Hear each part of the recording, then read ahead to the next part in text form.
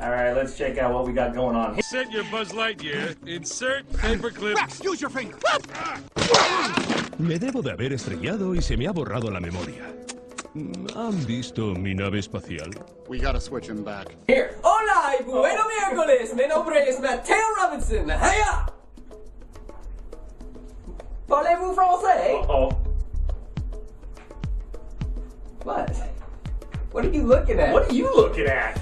Howdy and happy Wednesday. My name's Matt Robinson. And I'm Woody Walden, and this is your Humpday Update, where myself and that guy over there show you how to run a smart real estate business, which is stress-free, money and credit-free, asset-free, risk-free, and tax-free investing strategies that work right now in this market. Right. We'd like to start off by giving a big shout-out to a few of our newest YouTube subscribers. Welcome aboard to Angela Phoebus from Indiana, Tim from North Texas, Xerio, and HD Flash 77. Thanks for joining us here at the Land of Humpday. If you haven't subscribed yet, you can join all the cool kids by clicking the green box right there. But Woody, last month we saw one of the biggest news stories in real estate in the past couple of years as the White House released its white paper on phasing out the mortgage giants Fannie Mae and Freddie Mac. And in typical fashion, the Obama administration laid out a 3 options package for the future handling of the GSEs and their involvement in the secondary market, but basically didn't take a firm stance on one way or the other. Go figure.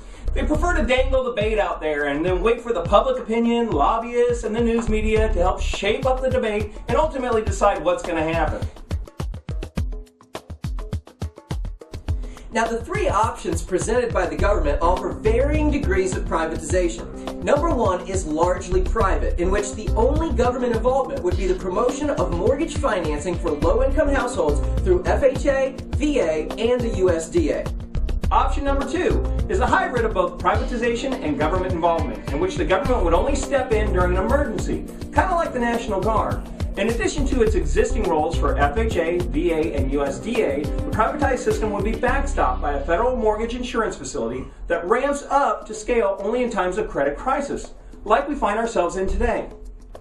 And the third option is another hybrid, which includes a full-time federal reinsurance. In this scenario, the otherwise privatized system would include a federal catastrophic reinsurance for private guarantors of mortgage-backed securities. Now, most experts believe that the end result will most likely be somewhere between option number 2 and option number 3. I guess somewhat of a hybrid of a hybrids, if you will. Oh, I will. However, the most important thing in this entire discussion is to remember that it's essential, imperative, and any other adjective that you can come up with that means pretty dang important, to remember that this must be done in a very deliberate, gradual way so as not to destroy the housing market as it struggles to recover. Excellent point, Matt. And in fact, private market residential mortgage-backed securities are almost non-existent since what has been now dubbed the Great Recession. And so there would be no one to fill the massive gap that the GSEs would leave in their wake if they disappear.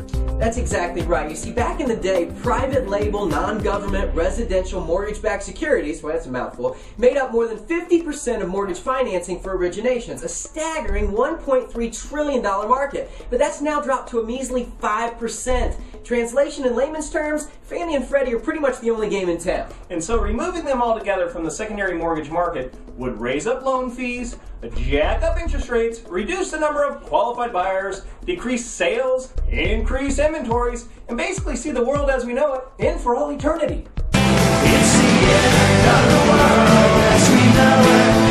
It's the end of the world.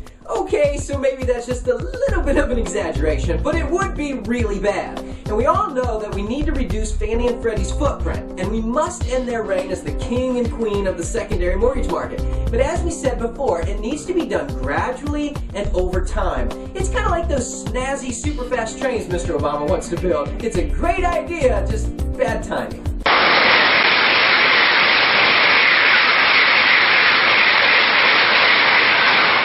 Thankfully, it looks as if the administration agrees with us on one thing, the timing issue. That's right. As Treasury Secretary Timothy Geithner stated, that whichever of the 3 proposals is chosen, it will take many years for the big changes to be implemented. He also added that the main point of all this is homeowners need to hold more equity in their homes. Wow, newsflash! Finally, something out of this group in Washington that I actually agree with.